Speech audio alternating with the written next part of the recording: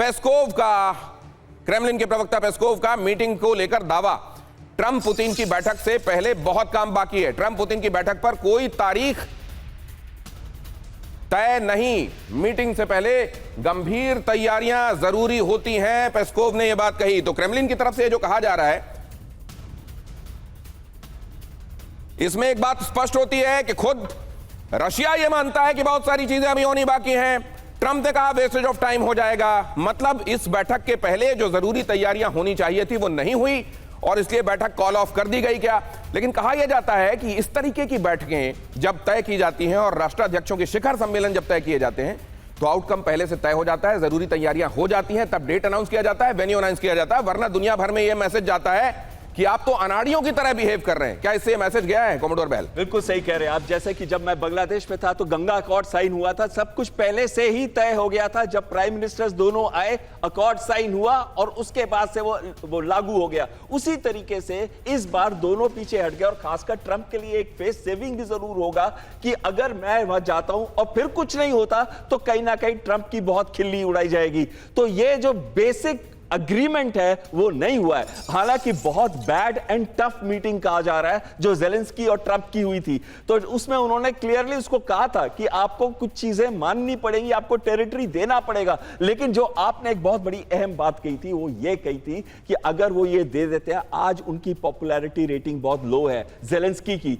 उसके ऊपर अगर वो कोई भी टेरिटरी दे देते हैं रशिया को तो उनका जाना निश्चित है, स्पेशली जब उनके ऊपर बहुत सारे करप्शन के चार्जेस भी लगे। अगली खबर देखिए, शांति वार्ता स्थगित होते ही नेटो देश के ऑयल रिफाइनरी में विस्फोट हुआ। अब यह कैसे हुआ? हंगरी की सबसे बड़ी तेल रिफाइनरी में विस्फोट हुआ। डेन्यूब रिफाइनरी में विस्फोट के बाद लगी आग। रिफाइनरी में रूसी तेल की होती थी प्रोसेसिंग। रशिया से आने वाला तेल यहां रिफाइन किया जाता था, प्रोसेस किया जाता था। हंगरी का ही यह मामला है जहां पर यह शिखर वार्ता होने वाली थी। लेकिन यहां पर अब ये जो खबर आ रही है, बताया जा रहा है कि यहां यह धमाका हुआ। अब धमाका क्यों हुआ? क्या ये इसका कोई कनेक्शन है इस जगह के वेन्यू होने से? क्या इसका कोई कनेक्शन है रशिया की तरफ इस देश के झुकाव के होने से? हंगरी का प्रमुख तेल प्लांट है डेन्यूब रिफाइनरी। अब जरा यहां पर चले आइए। बहुत सारे देश यूरोप में ऐसे हैं जिनको लेकर ये बार बार कहा जाता है कि असल में ये हैं तो यूरोप में, लेकिन ये खड़े पुतिन के पाले में रहते हैं। क्या ऐसा है वाकई? और क्या इसीलिए हंगरी को लेकर जो तमाम बातें की जा रही थी उसमें भी सब्सटेंस था क्या? ज़ेलेंस्की और यूरोप हंगरी से नाराज हैं।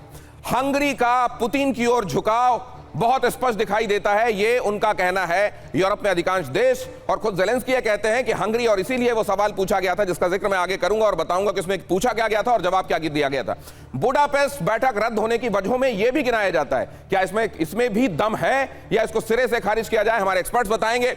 हंगरी को लेकर असल में हंगरी बार बार रूस का पक्ष लेता रहा। यूक्रेन पर हंगरी का रुख सख्त रहा। हंगरी हमेशा यूक्रेन, रशिया वाला जो नैरेटिव था उसको बाय करता रहा, सब्सक्राइब करता रहा, प्रोपोगेट करता रहा और जो ज़ेलेंस्की कहते रहे उसको एक तरीके से डाउन प्ले करता रहा। ऊर्जा पर बहुत बड़ी निर्भरता है। अभी आपने देखा रशिया का तेल आया, वहां रिफाइन हो रहा है, वहां की सबसे बड़ी डेन्यूब रिफाइनरी है, उसका जिक्र किया मैंने।